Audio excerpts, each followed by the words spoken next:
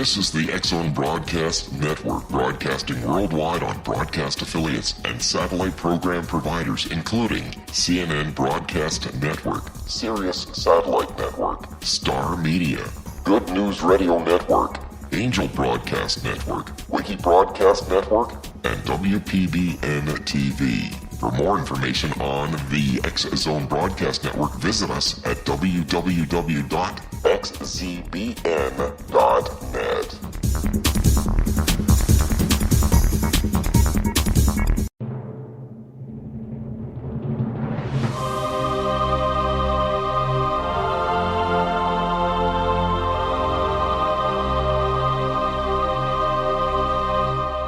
The Science of Magic with Gwilda Wiyaka is largely an opinion talk show. All opinions, comments, or statements of fact expressed by Gwilda Wiyaka's guests are strictly their own and are not to be construed as those of the Science of Magic or endorsed in any manner by Gwilda Wiyaka, rel-mar McConnell Media Company, its affiliated networks, stations, or employees.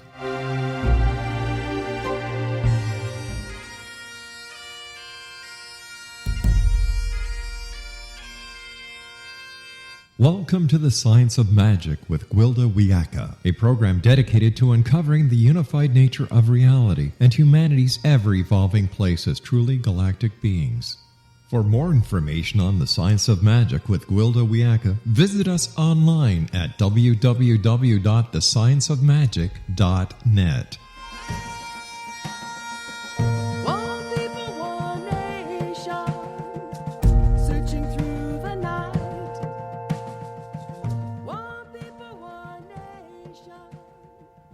Welcome to the Science of Magic, a program combining the science and magic of today's leading topics to co-create new solutions and promote evolutionary thinking. I'm your host, Gwilda Wiyaka. This hour we'll be exploring Iktomeo, or spider. Many Native American legends tell of how spider wove the original alphabet, making words possible. Others say spider is the weaver of realities, and yet others say her web is the gate between worlds.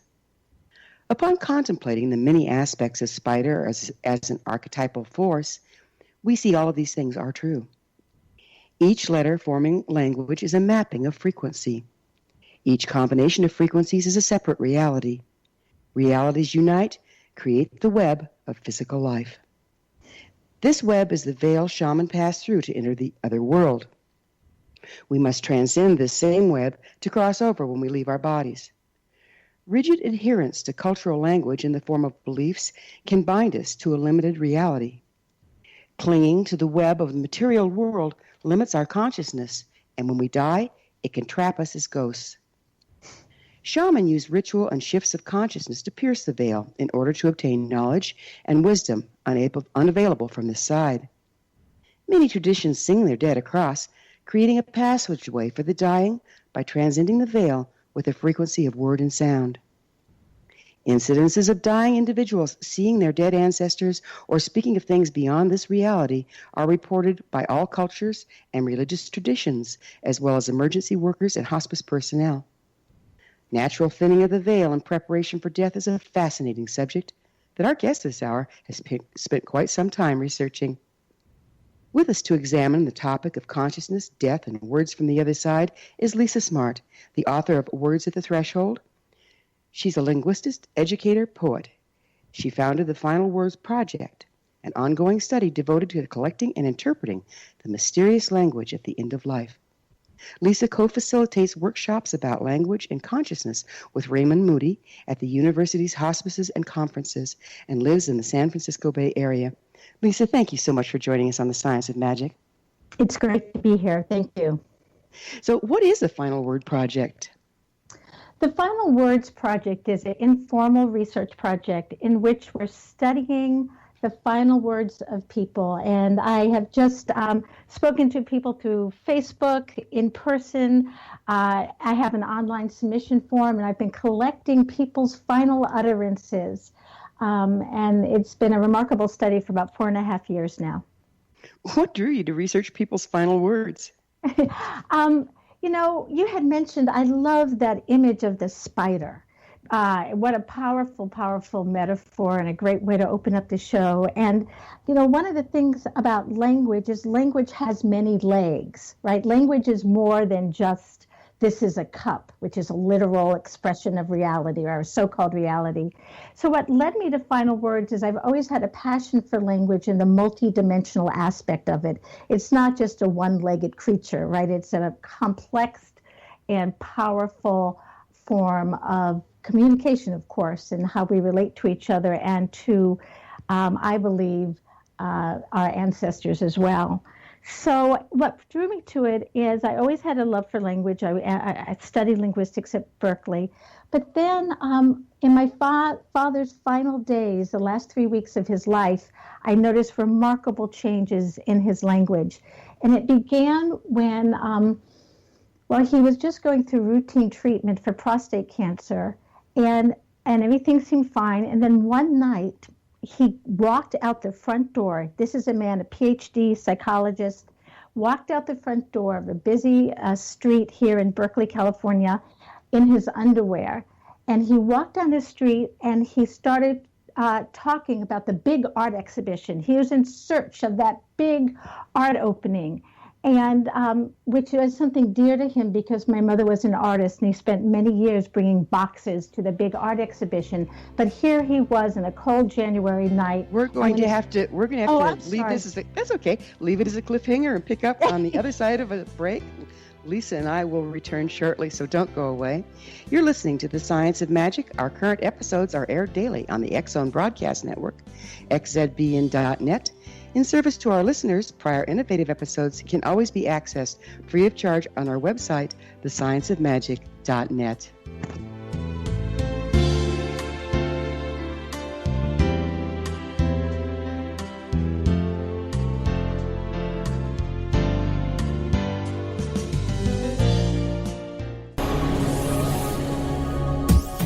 This is the X Zone Broadcast Network, broadcasting worldwide on broadcast affiliates and satellite program providers, including CNN Broadcast Network, Sirius Satellite Network, Star Media, Good News Radio Network, Angel Broadcast Network, Wiki Broadcast Network, and WPBN TV. For more information on the X Zone Broadcast Network, visit us at www.xzbn.net.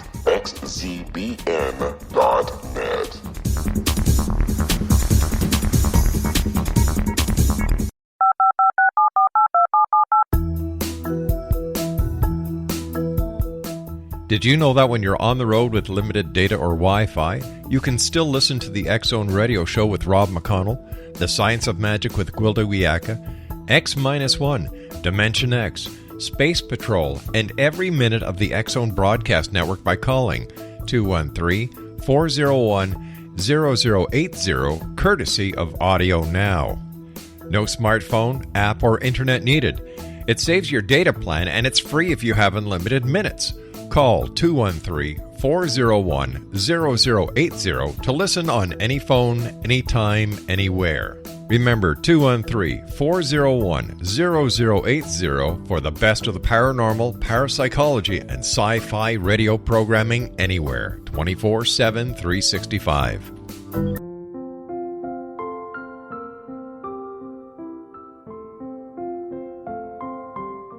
I am Dr. Carl O'Helvey, founder, president of a new cancer foundation focusing on evidence-based physical, mental, and spiritual interventions, including natural cancer cures, prayer, meditation, affirmations, nutrition, and other related holistic cancer prevention and cure modalities.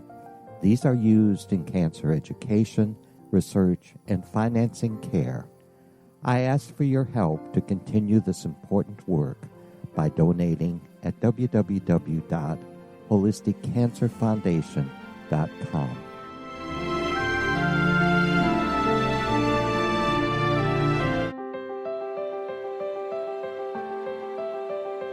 Wouldn't Wouldn't you love to know the secret to everything? I'm Dr. Kimberly McGeorge, and on The Secret to Everything, we will merge the practical with open investigation into all realms of the mysterious. We will talk to cutting-edge alternative health practitioners, those who inspire and motivate you in business and life, and of course, we will share stories of the paranormal, conspiracy, and cryptozoology. You will transform because of the frequency I carry, the frequencies my guests carry. Life may never be the same after you listen to this program, for the secret to everything is for you, the listener, for those who desire more in every area of their lives and believe that it can still be found. Listen and discover thesecrettoeverything.com.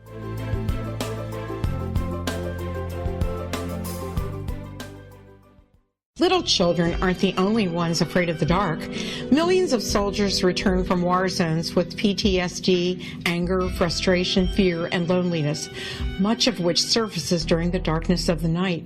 You have the chance to change the lives of these American heroes. Songs and Stories for Soldiers.us provides free MP3 players for these men and women. With a list of 3 million songs in 16 different styles, 100,000 audiobooks, and 30,000 old-time radio programs, every veteran can find something to soothe and comfort them at no cost. All our players contain an 8-hour audio program designed to help veterans fall asleep. With 1,500 plus vets now participating, it's our goal to deliver 10,000 audio players this year. Go to our website at songsandstoriesforsoldiers.us. Help us help a veteran make it through the night.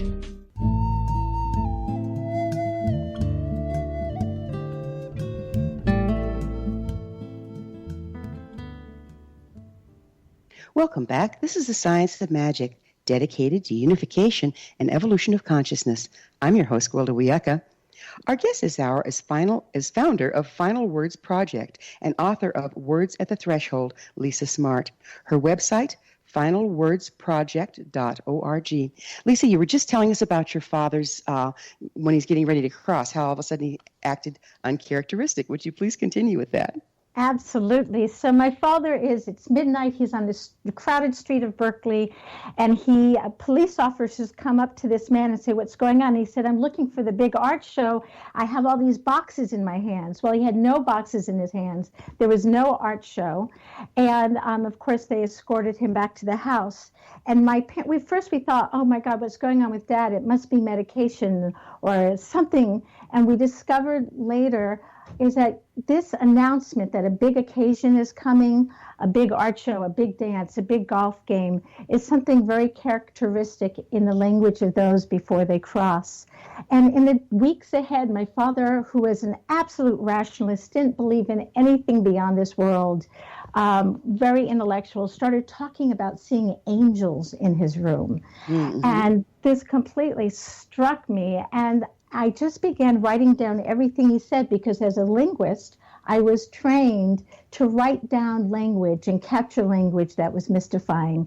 And so in those 3 weeks before he passed, I wrote down everything he said. And it was the kind of web that you were talking about of that the spider weaves. He created a web of metaphors and symbols and nonsense. And I just wrote everything down and became completely curious about end-of-life utterances and wondered, was it just my father, or is this something that other people experience at end of life? You know, I find that fascinating because shamanically speaking, when you're working on the other side of the veil to get information, it comes through in metaphorical form. And even words that are spoken aren't necessarily literal and they can sound like gibberish or speaking of tongues. The similarity between the two is very fascinating to me.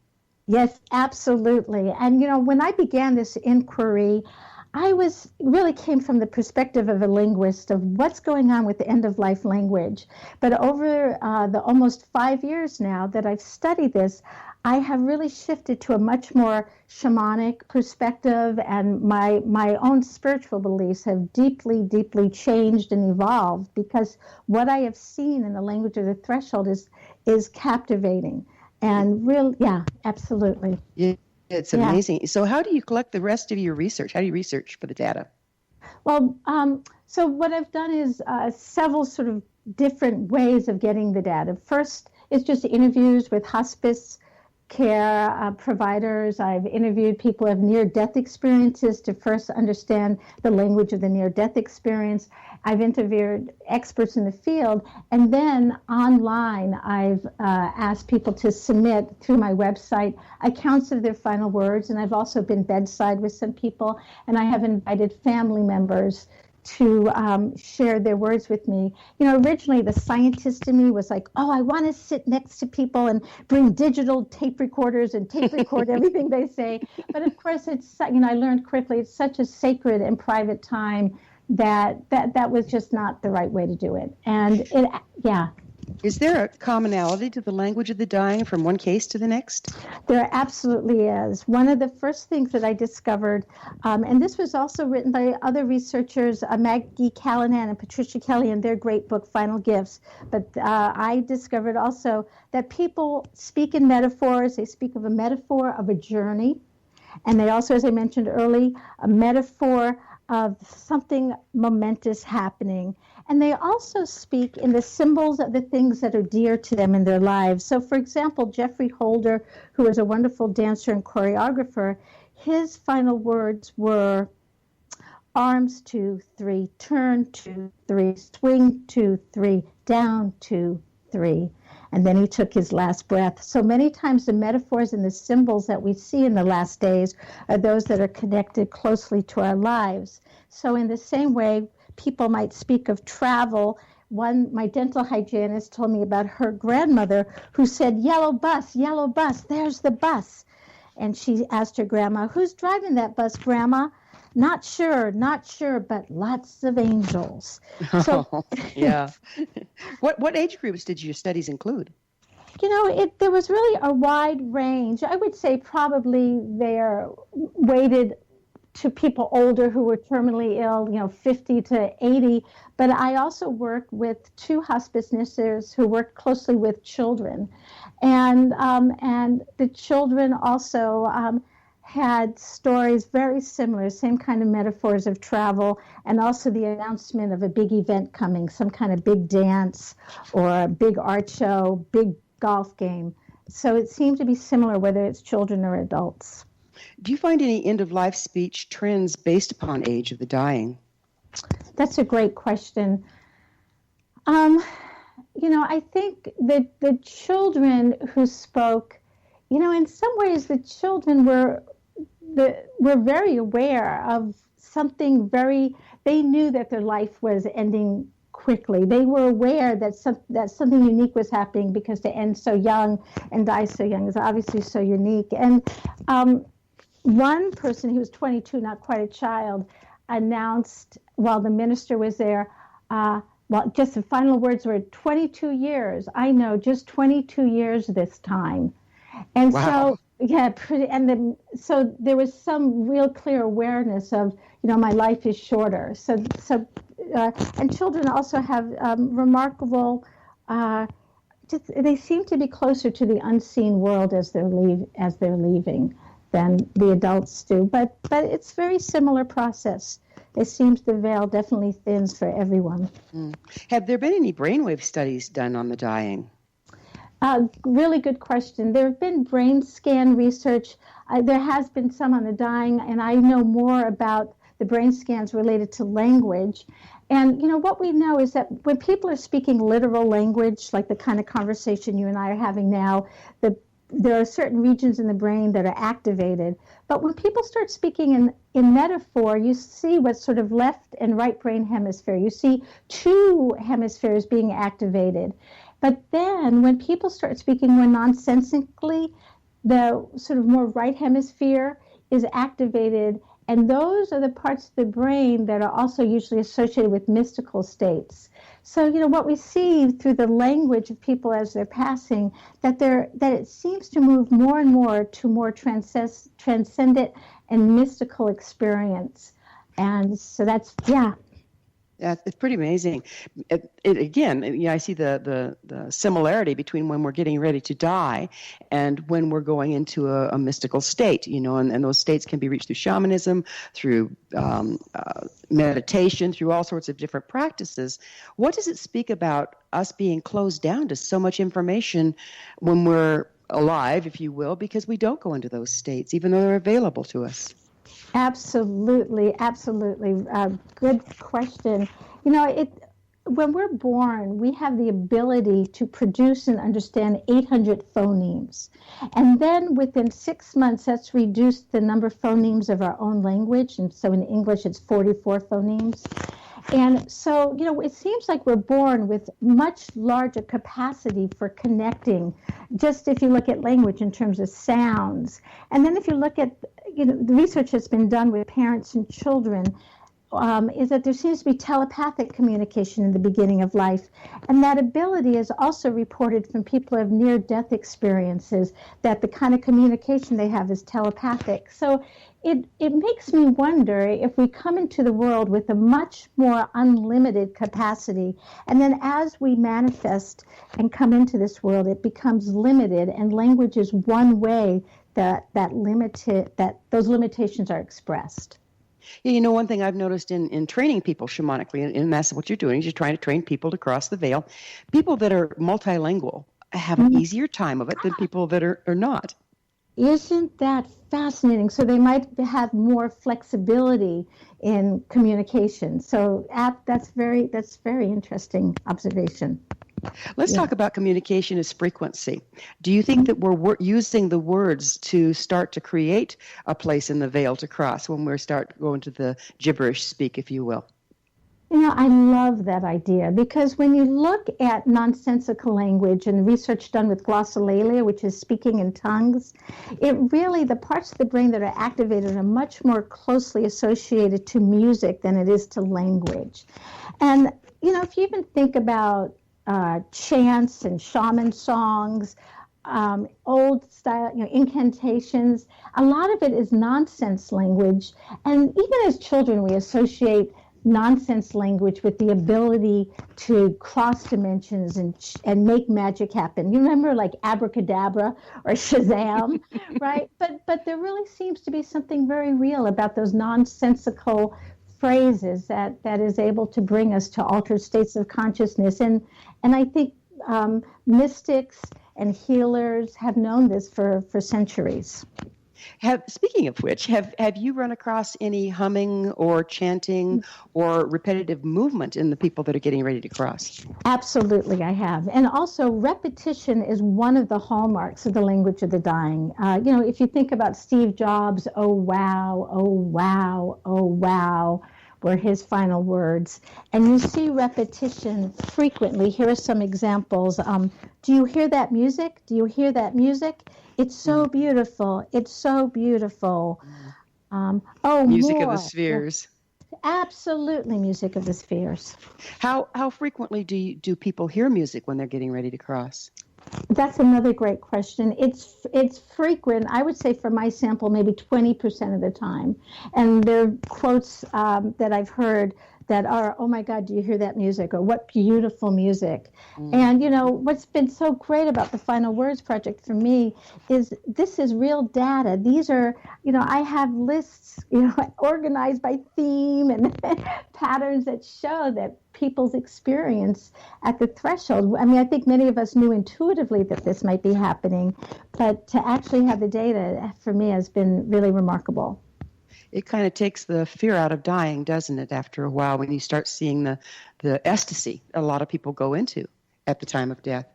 I never thought that I would be having a conversation like this with someone like you in my life. I mean, I had no idea. And what's happened to me just through my father's passing and collecting this data is I was someone who was very scared of dying. And I can say that I have really very much lost my fear of dying because I've seen people start welcoming people who've deceased before them, loved ones. And I see that people talk about beautiful landscapes, and even people who go through periods that are really, where they're afraid and anxious of dying, you can see that when they're supported, and it also seems that we're almost programmed to try to work things through and get support. But they say that 70 to 80% of people have visitations from loved ones before they pass.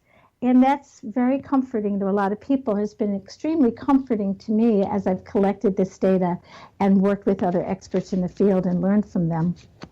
It's amazing, isn't it? How that repeated reports of seeing people that have already crossed. So we're going to have to take another little break, and I'd like to pick up with that on the other side. That's just such a fascinating subject. Lisa and I will return to our discussion, so don't go away. We're coming to you through the X Zone Broadcast Network. Don't miss the other fine shows and hosts on xzbn.net. You're listening to The Science of Magic, your resource for creative solutions in a changing world, thescienceofmagic.net.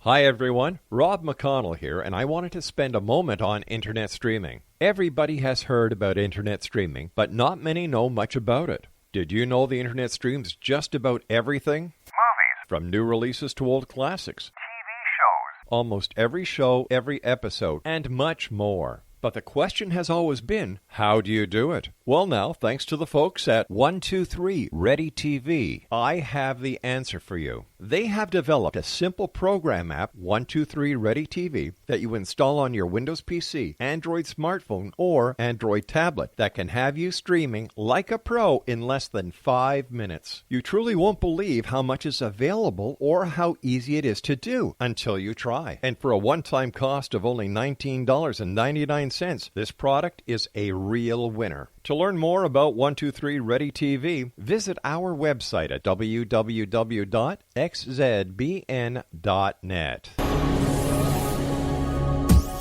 This is the X Zone Broadcast Network, broadcasting worldwide on broadcast affiliates and satellite program providers, including CNN Broadcast Network, Sirius Satellite Network, Star Media, Good News Radio Network, Angel Broadcast Network, Wiki Broadcast Network, and WPBN TV. For more information on the X Zone Broadcast Network, visit us at www.xzbn.net.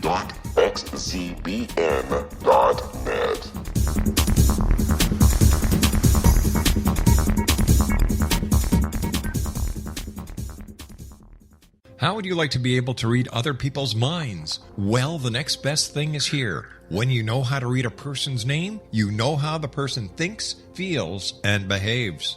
Each letter in our name holds a key to unlock our true essence. Our name contains both our gifts and challenges in this lifetime. Mnemology science discovers personality secrets hidden in the placement of the letters of our names, including the first and last impression people remember about us. Sharon shows us how to interpret the arrangement of letters as outlined in her book, Know the Name, Know the Person. Sharon Lynn Wyeth created mnemology science after 18 years of research and testing her theories, and has supported thousands of people around the world in understanding themselves and others better.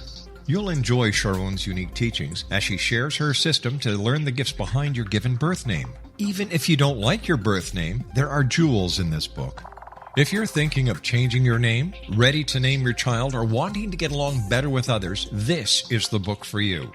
If you'd like to improve your relationships and change your life for the better, get the book today, Know the Name, Know the Person, or visit www.knowthename.com. That's www.knowthename.com.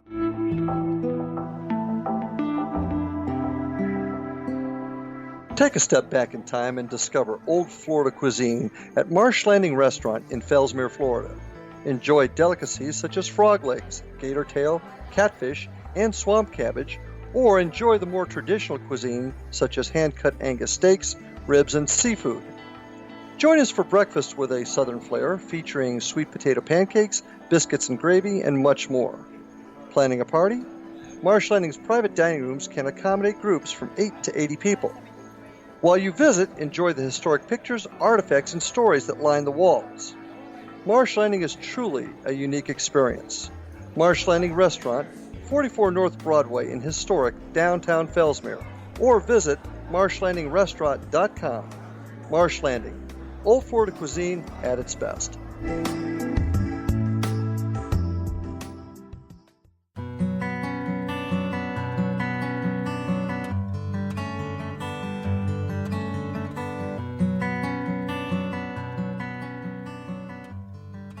Welcome back. This is the Science of Magic, a place where magic and science come together to promote enlightenment. I'm your host, Gwilda Wiyaka. Our guest this hour is founder of Final Words Project and the author of Words at the Threshold, Lisa Smartt. Her website is finalwordsproject.org. Lisa, we were talking about the commonality of people reporting seeing their dead ancestors when they're getting ready to cross, or even days before, I understand. Absolutely. And, you know, the research comes from me through the final words, but there also was a longitudinal study in 2014 at the Center for Hospice and Palliative Care. And they show that 87% of the study's participants reported dreams or visions, and 72% of those were reunions with deceased loved ones. And I found that also in the language. I heard people say things, Mom, Mom is here with me. And many people reported that they heard their loved ones having conversations with husbands who had passed or friends who had passed. And it's just remarkably common.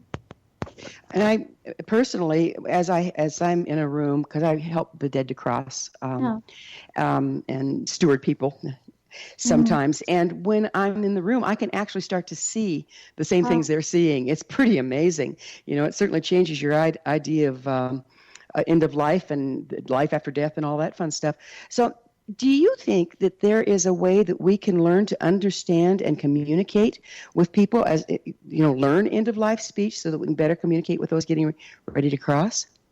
I really do. I think, for me, as I wrote down my father's language, just writing it down was almost a way for me to enter into his language and his reality, and to remember that it's to enter in as if it's a very sacred time, and to trust the sacredness of it, and imagine that you are a visitor in a new territory, and just validate your loved one's experience. So a couple days ago, I heard from someone who explained how her partner, who was at the edge of death, started talking about the mama train.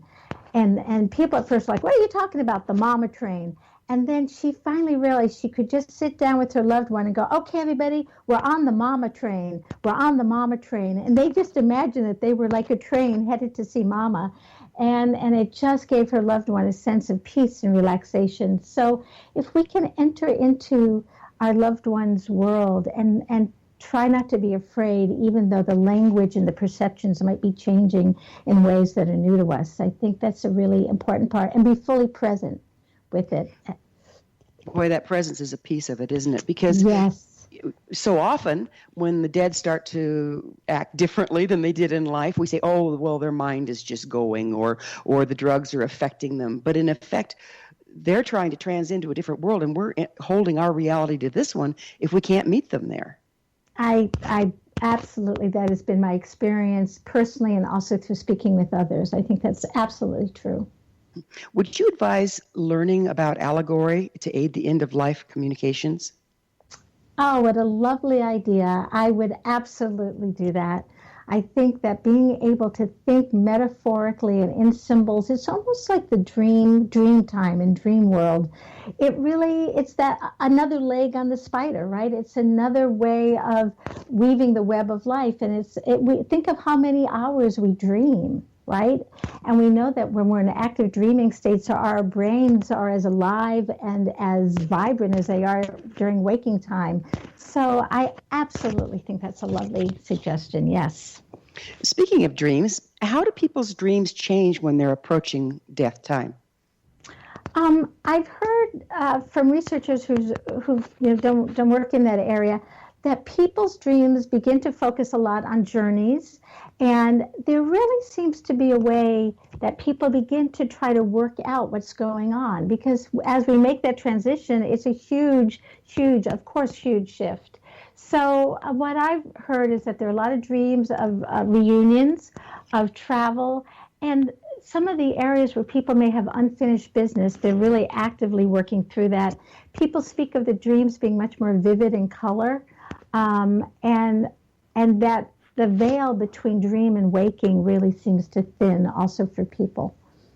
Have you had reports of people, the survivors, the ones that are staying behind, also having a change in their dream patterns while their loved one is getting ready to cross?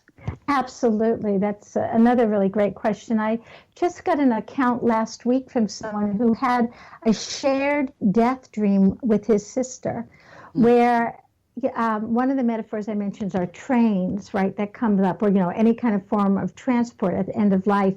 And he had a dream that he was at the train station with his sister, and his sister was having the same dream, but he was standing at the platform watching it while she dreamt she actually walked into the train.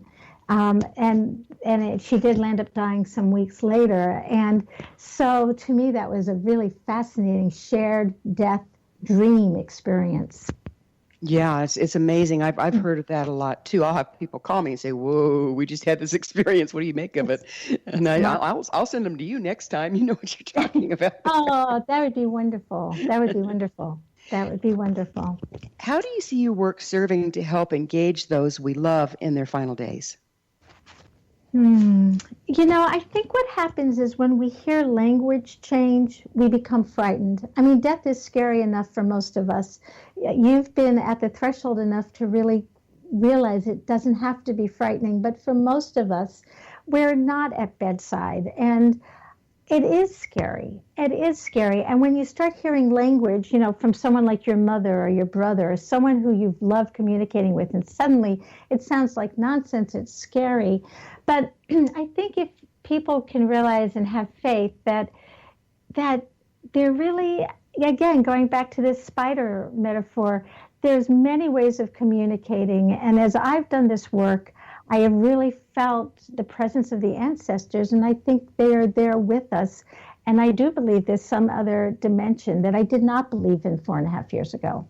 But this work has led me to really feel it is there. And that's my next question is, what has this work taught you about life after death? It has taught me that something is definitely going on. I probably couldn't tell you what it is, but I know that when I look at the language, there's something like terminal lucidity, where people suddenly become lucid before dying and say many things, including someone who was in a coma for a long time comes out to tell her son a day before dying that where the financial files are kept. And you think, what is going on? That consciousness can reemerge. So there have been so many patterns of things like that I've seen that just make me think that something is going on, along also with the visitations people have from their loved ones at the threshold. So there was another thing you said earlier about the 22-year-old that was crossing and said only 22 years this time. Yeah. So that speaks almost of reincarnation. Have you heard anything else that alludes to that? It's interesting. I've had very few samples of that, though I've heard from near-death experiencers that many who have crossed and then come back report that even if they didn't believe in reincarnation before dying, they heard on the other side that such a thing exists. In my sample, that one that I gave you was the most blatant one. There have been other things like, okay, I know it's time, but nothing that is clearly about reincarnation. And that's something I would love, if anyone has any final words accounts like that, I would love to learn more about that. And people can reach you at your website with these accounts. Is that correct? Yes, Final Words Project, yes. Yeah, that's interesting. Wonderful to be able to collect this from all over the place. So I would suggest that listeners that are engaged in this would share. So do you think language unravels as we transcend the web of physical reality and the frequencies holding it together? Yes, I do.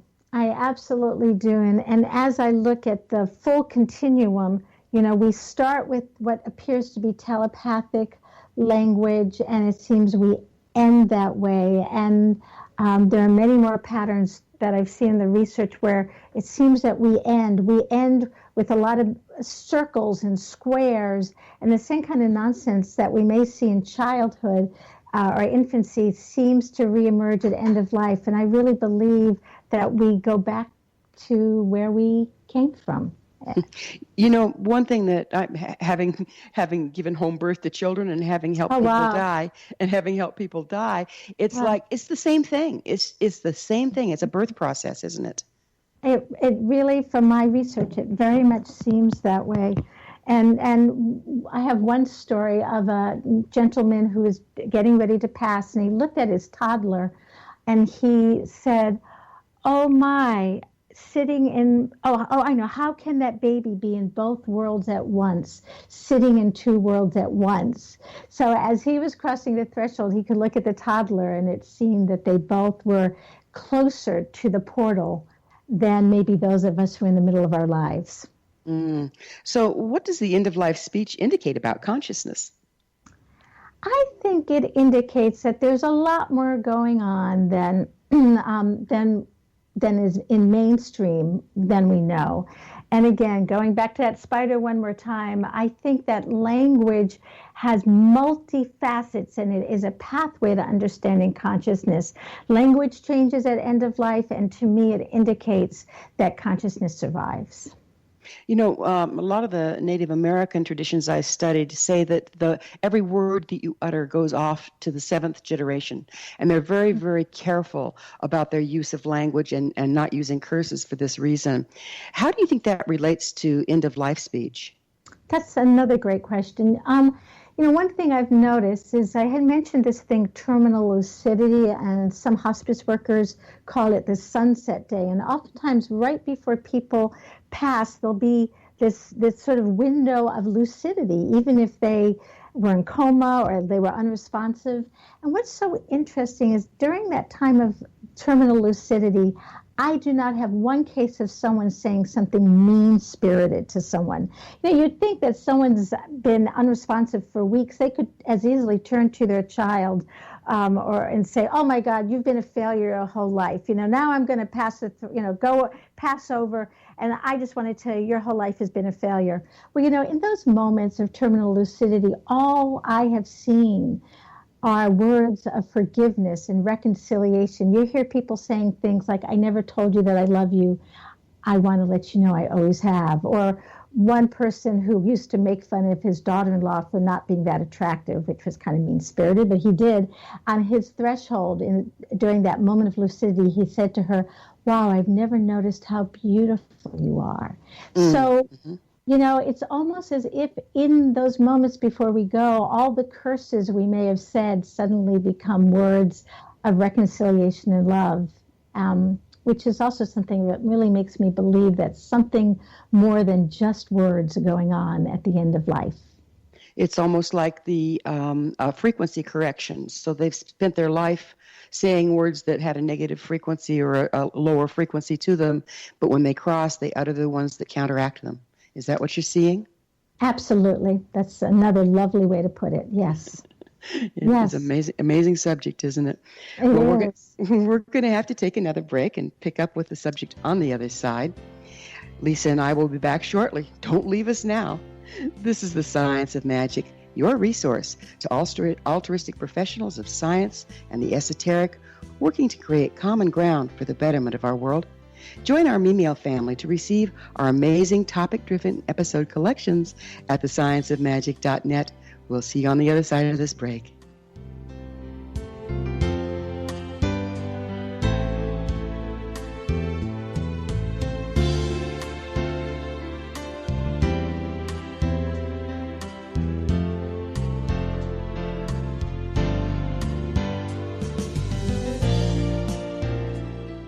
Hi everyone, Rob McConnell here, and I wanted to spend a moment on internet streaming. Everybody has heard about internet streaming, but not many know much about it. Did you know the internet streams just about everything? Movies. From new releases to old classics. TV shows. Almost every show, every episode, and much more. But the question has always been, how do you do it? Well, now, thanks to the folks at 123 Ready TV, I have the answer for you. They have developed a simple program app, 123 Ready TV, that you install on your Windows PC, Android smartphone, or Android tablet that can have you streaming like a pro in less than 5 minutes. You truly won't believe how much is available or how easy it is to do until you try. And for a one-time cost of only $19.99, this product is a real winner. To learn more about 123 Ready TV, visit our website at www.xzbn.net.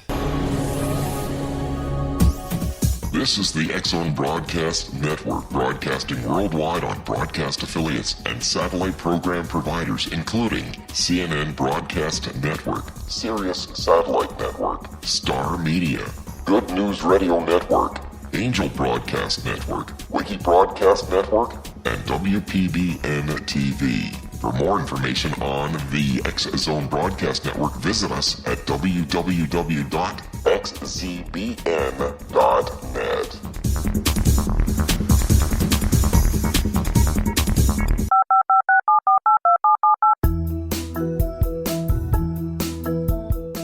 Did you know that when you're on the road with limited data or Wi-Fi, you can still listen to the X-Zone Radio Show with Rob McConnell, The Science of Magic with Gwilda Wiyaka, X-1, Dimension X, Space Patrol, and every minute of the X-Zone Broadcast Network by calling 213-401-0080, courtesy of Audio Now.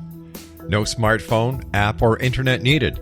It saves your data plan, and it's free if you have unlimited minutes. Call 213-401-0080 to listen on any phone, anytime, anywhere. Remember 213-401-0080 for the best of the paranormal, parapsychology, and sci-fi radio programming anywhere, 24/7, 365.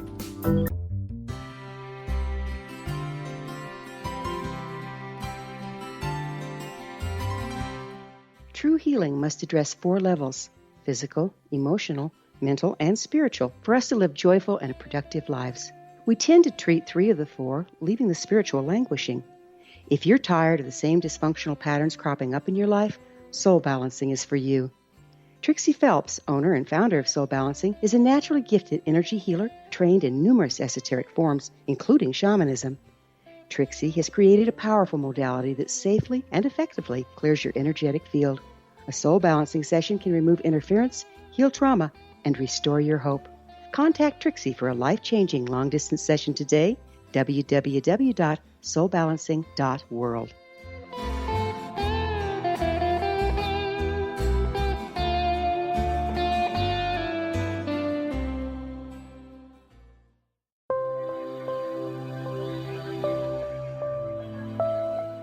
There's a legend shared by many indigenous cultures of a time when the nations were cast to the 4 corners of the world. Each nation was given a body of sacred knowledge that held a different portion of the truth to preserve. True reality could not be known until all the nations reunited, combining the information. If a single one was missing, the world could not be reborn and darkness would prevail. The Science of Magic Radio is dedicated to reuniting the sacred knowledge. With the understanding, none of us has all the answers, but together we can open new perceptions and possibilities. Through our combined vision, the world can be reborn into a place where darkness no longer prevails. Join me, Gwilda Wiyaka, and the Science of Magic daily on the X-Zone Broadcast Network, xzbn.net, or visit us at thescienceofmagic.net.